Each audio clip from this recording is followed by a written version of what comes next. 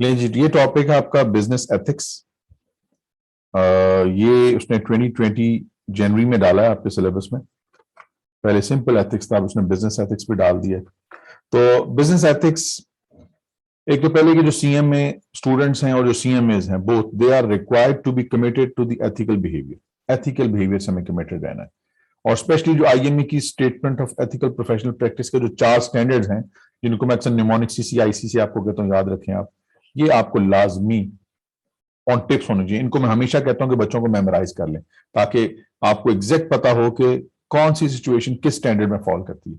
ठीक है, तो सीएमए एग्जाम आपको टेस्ट करेगा स्टेटमेंट के ऊपर। एमसीक्यूज में भी कर सकता है, ऐसे में भी कर सकता है। और स्पेशली जो रेजोल्यूशन पार्ट है आपके एथिक्स का, अगर आप किसी एथिकल डिलेमा में फंस गए हैं, मुश्किल में फंस गए हैं कि यू आर इनडिसाइसिव कि आप ए करें या बी करें, आपका सुपरवाइजर आपको फाइनेंशियल नंबर्स को मैनिपुलेट करने के लिए बोल रहा है, व्हाट यू शुड डू, तो वो स्पेसिफिक पार्ट है। तो ये थोड़ा सा फर्दर मैंने इस पे एम्फेसाइज किया कि ये एमसीक्यूज में भी और एसेज में भी टेस्ट हो सकता है। I am sure all of you would know. और एथिक्स को वो तीनों लेवल ऑफ डिफिकल्टी पे असेस कर सकता है। ये तीनों लेवल ऑफ डिफिकल्टी क्या याद रखें, सीएमए एग्जाम के 3 लेवल्स हैं, A B and C. A just knowledge, कि आपको उस चीज का पता है, वो चीज है क्या, you know about it. B में आती है आपकी जो नॉलेज है वो तो चाहिए आपको, अब आपको उसको अप्लाई करना भी आना चाहिए। और जो लेवल सी है, इसमें नॉलेज, एप्लीकेशन और 2 इंपॉर्टेंट स्किल्स जिसको बोलते हैं सिंथेसिस एंड एवेल्युएशन। ठीक है, तो आपके जो एथिक्स के क्वेश्चंस हैं वो सिंपल नॉलेज पे भी पूछ सकता है, जस्ट नोइंग समथिंग। उसकी एप्लीकेशन भी पूछ सकता है और उसको सिंथेसाइज और एवेल्युएट करना भी पूछ सकता है कि ये जो गिवन सिचुएशन में जो मैनेजर ने स्टेप लिया, do you think it was right. तो इसके तीनों लेवल्स के ऊपर आपको टेस्ट कर सकता है। That's an important point to be noted. फिर फर्दर ये मैं हमेशा एम्फेसाइज करता हूं, हमेशा मैं जब भी एथिक्स पढ़ाया है मैंने स्टूडेंट्स को ये कहा है कि आपने जो IMA statement of ethical professional practice के जो 4 स्टैंडर्ड्स हैं और जो रेजोल्यूशन सेक्शन, इनको मेमोराइज कर लें, या एटलीस्ट इतनी अच्छी तरह पढ़ें, अच्छी तरह पढ़ें कि आपको पता हो एग्जैक्टली कि यार ये जो स्पेसिफिक सिचुएशन है इसमें कौन सा स्टैंडर्ड वायलेट हुआ है। You need to know exactly. तो memorization is the best, but at least इसको अच्छी तरह इतना पढ़ लें कि आपको पता हो कौन सा स्टैंडर्ड क्या कहता है। फिर उसने आपको बताया है कि foreign corrupt practices act 1977 and UK bribery act 2010 का स्पेसिफिक पार्ट पता होना चाहिए। ये यूनिट 15 में मैंने डिस्कस किया हुआ है, and you have this video already. तो उसमें सिर्फ रेलेवेंट पार्ट एफसीपीए का और यूके ब्राइबरी एक्ट का।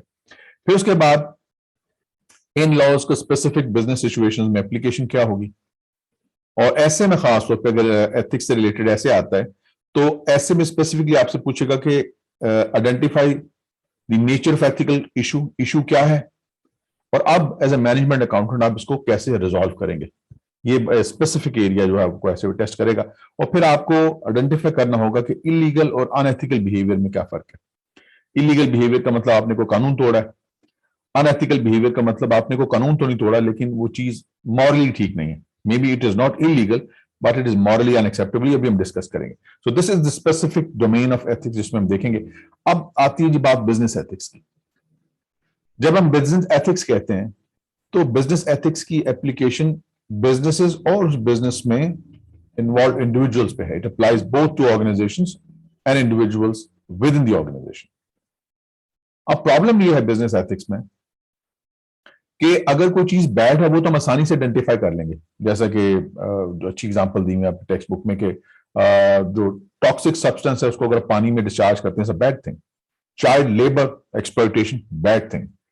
रिश्वत लेना देना, किकबैक्स, बैड थिंग। तो बैड तो आइडेंटिफाई हर कोई कर सकता है, इसमें unethical behaviour easily identifiable.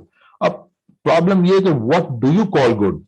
Good तो रिलेटिव है, मेरा गुड आपका बैड हो सकता है, आपका गुड किसी और का बैड हो सकता है। तो this is something that is a main issue. What exactly is good, right? How do we define what is good? That is the main issue on today's agenda. तो अब हम आइडेंटिफाई करेंगे।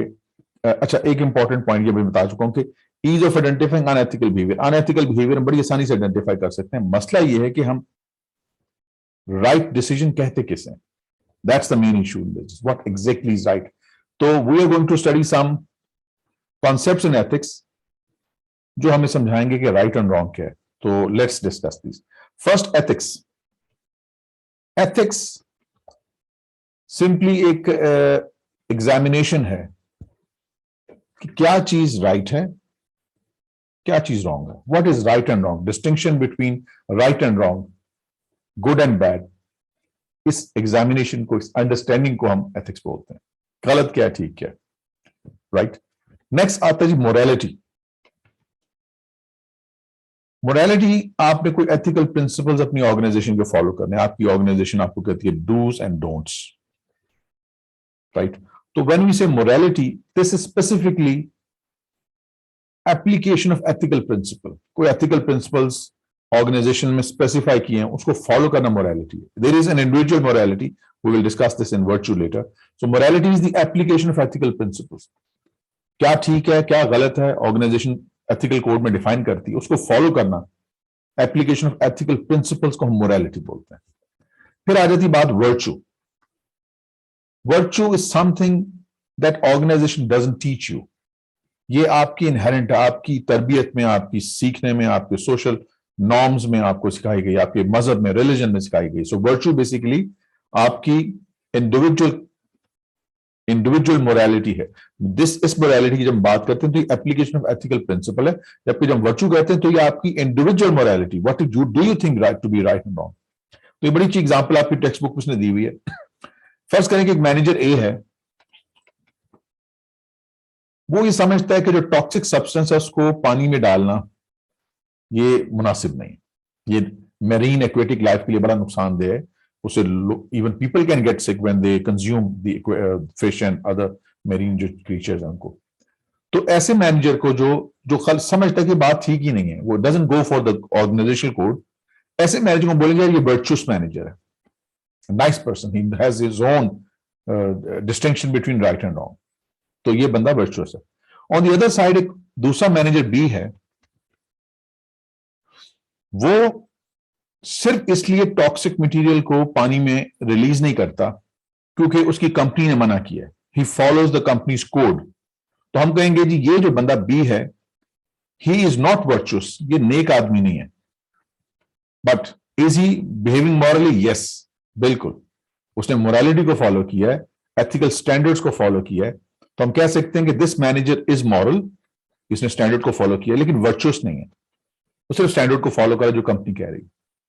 जबकि मैनेजर ए ने खुद समझा कि ठीक नहीं है टॉक्सिक मटेरियल को रिलीज करना, so he is virtuous, maybe is moral also, but virtuosity को उसने ज्यादा प्रायोरिटी दी है। So this is the difference we need to see. Virtuosity is a characteristic of an individual person, जो खुद समझता है कि क्या ये बात ठीक है, क्या ये बात गलत है, ठीक है। जबकि ethics, what is right and wrong, maybe it is defined by the organisation where you are working, right. तो ये डिस्टिंक्शन बड़ी हमें वाज़ेह रखनी है। मोरालिटी जो है बड़ा फाइन सा डिफरेंस इसमें।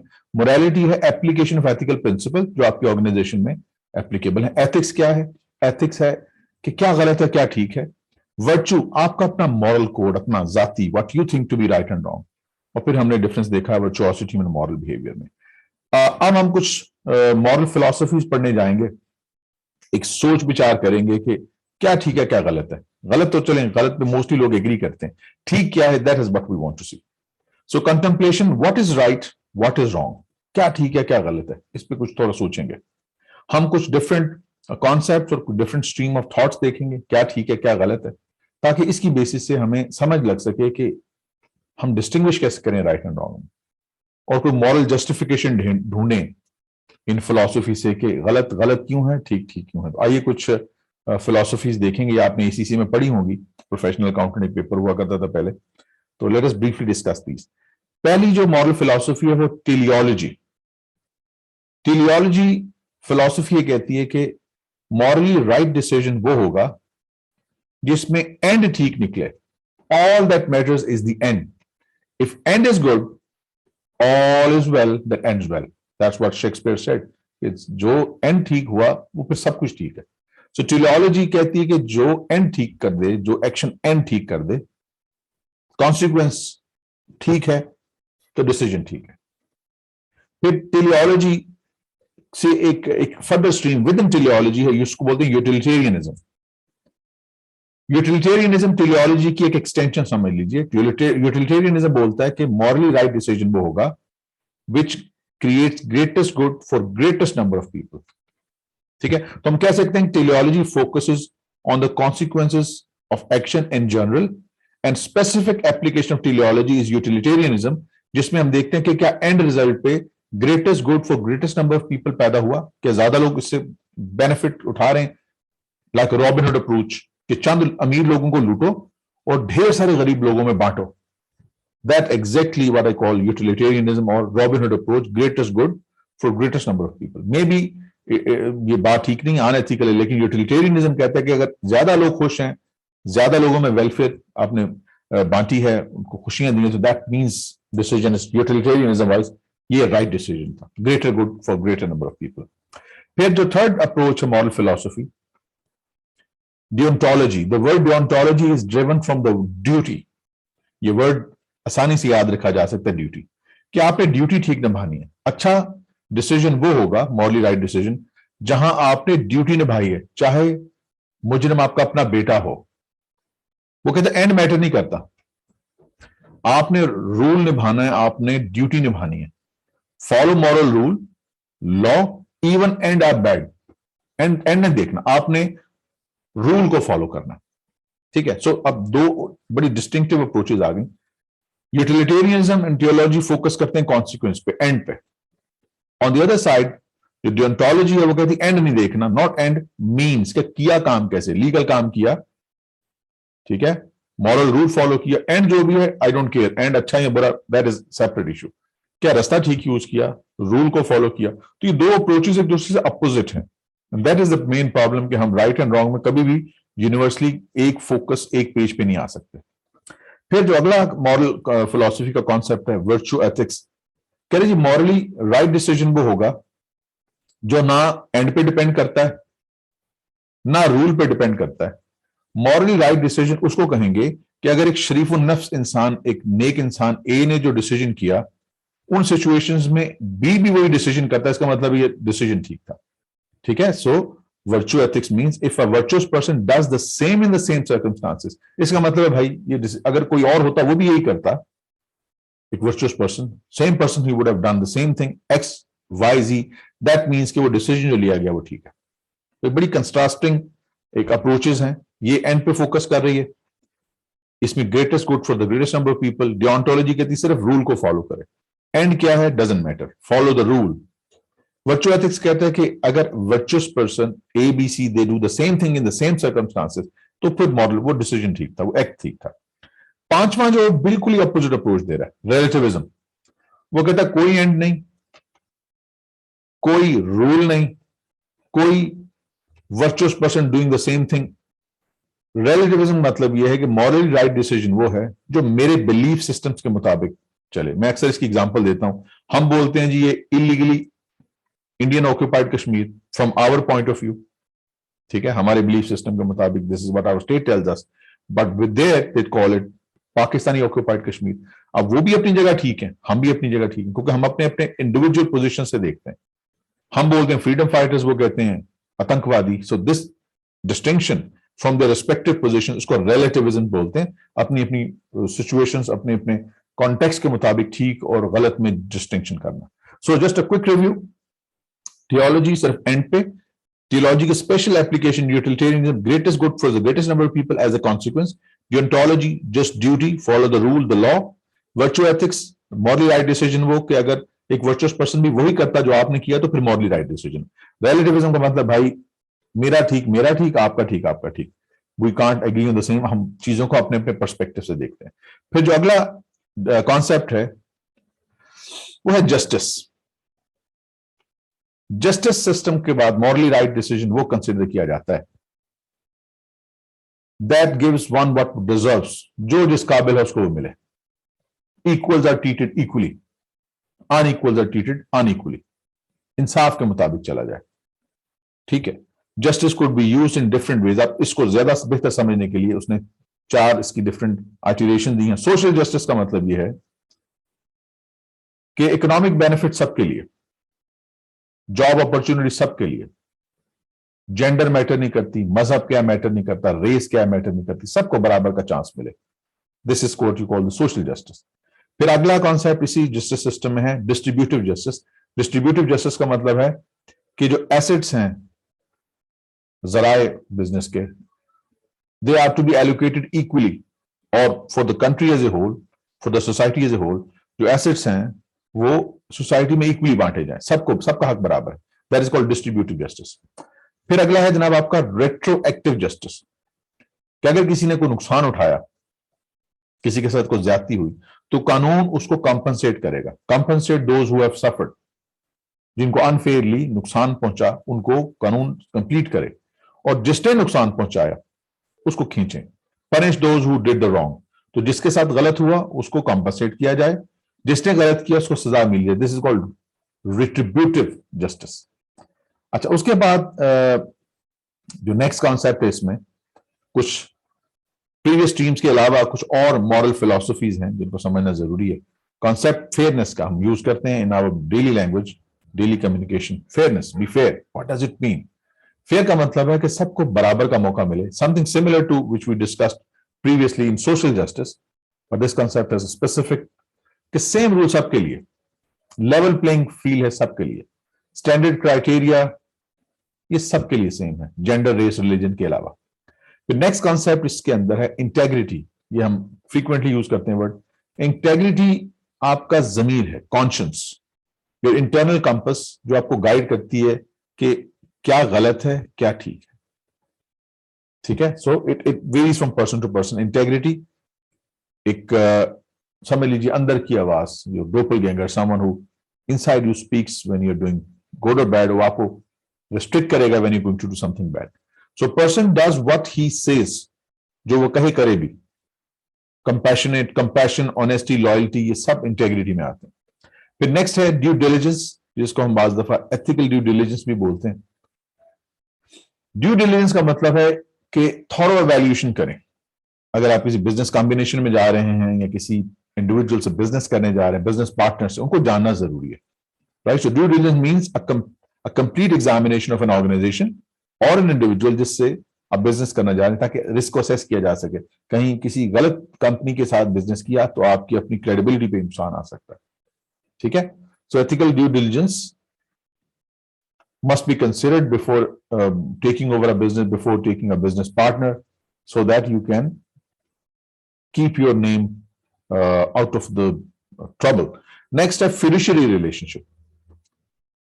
Fiduciary का मतलब fiduciary relationship, fiduciary responsibility, a responsibility of trust and confidence.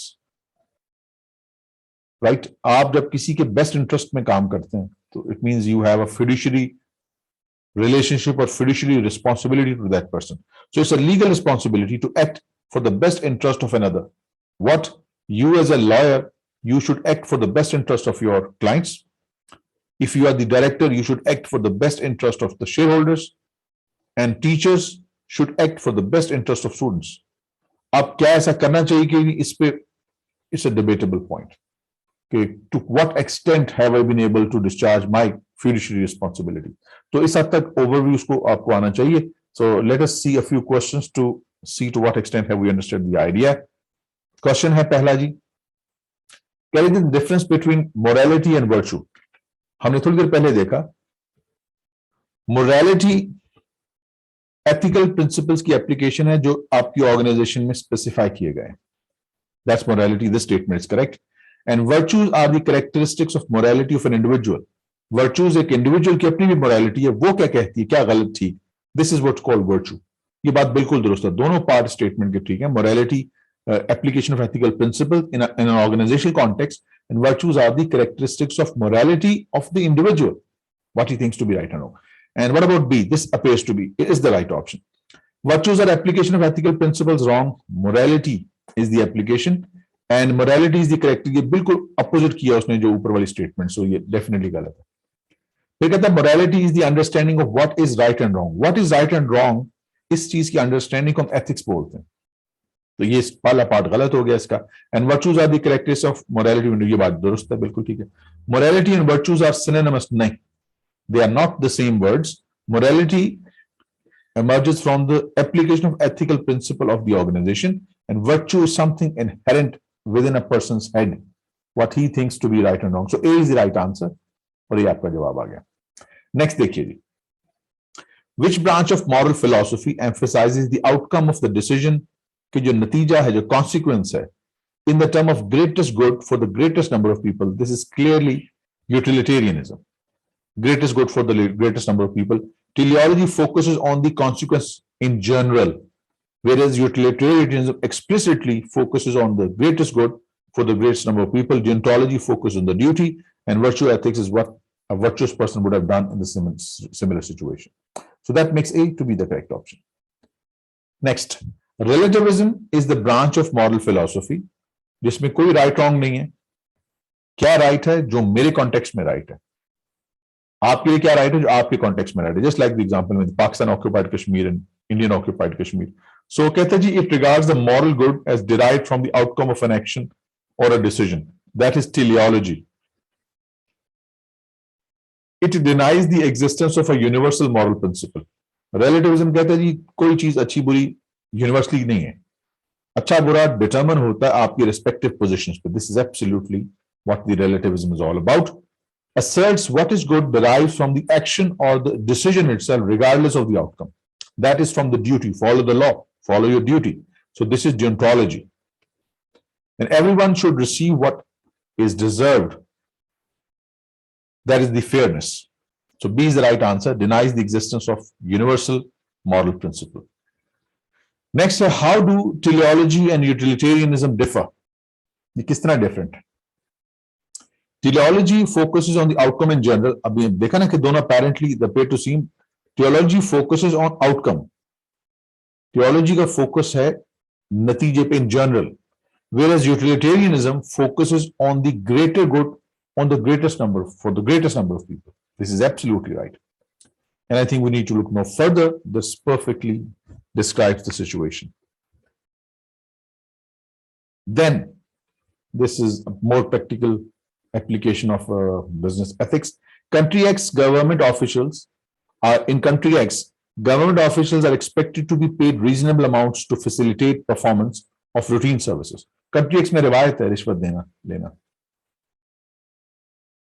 An example is a payment to expedite issuance of a license to operate an import-export business. जैसा कि एक पेमेंट एक्सपेक्ट की जाती है कि अगर आपको इंपोर्ट एक्सपोर्ट का लाइसेंस लेना है तो उस कंट्री में ऑफिशियल्स एक्सपेक्ट करते हैं कि इतनी हमें पेमेंट मिलनी चाहिए ताकि हम आपके काम को एक्सपेडाइट करें.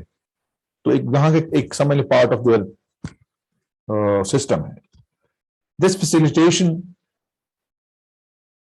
Payment are routinely made even by applicants that meet all the legal requirement. हर को देनी पड़ती है, not specifically XYZ.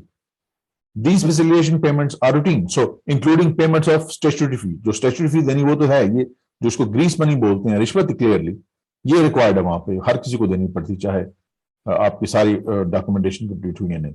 So in country X, such payments are regarded as ethical. Country X में जो कल्चर है वहां इसको ठीक समझते हैं. In country Z, such payments are regarded as unethical and illegal. Country Z में इसको illegal समझते हैं. अब बिल्कुल ये चीज अक्सर मैं एग्जांपल देता हूं कि जापान में तोहफे लेना देना बड़ा एक उनके कल्चर का हिस्सा है. तो इवन आप अपने सप्लायर्स को, कस्टमर्स को, डिस्ट्रीब्यूटर्स को, ऑडिटर्स को गिफ्ट दे सकते हैं. वहां वहां कल्चर का हिस्सा है. सो इट्स नॉट व्यूड कि you are trying to influence, तो वहां फाइन है. लेकिन in rest of the world, most of the countries like UK, US, it is viewed with suspicion कि अगर आप ऑडिटर्स को या अपने बिजनेस एसोसिएट्स को गिफ्ट दे रहे हो, so maybe just want to take some benefit. So अब यही सिचुएशन यहाँ पे एक्स एंड वाई कंट्रीज में बिल्कुल डिफरेंट तरीके से इस पेमेंट्स को लिया जाता है. The differing ethical judgements of facilitation payments are both most likely to be considered correct under which of the branch of moral philosophy. It is relativism, क्योंकि एक्स कंट्री के मुताबिक इट्स फाइन, वाई के मुताबिक it's not. Same thing is being viewed fine and not fine simultaneously. This is relativism, and that makes B to be the correct option.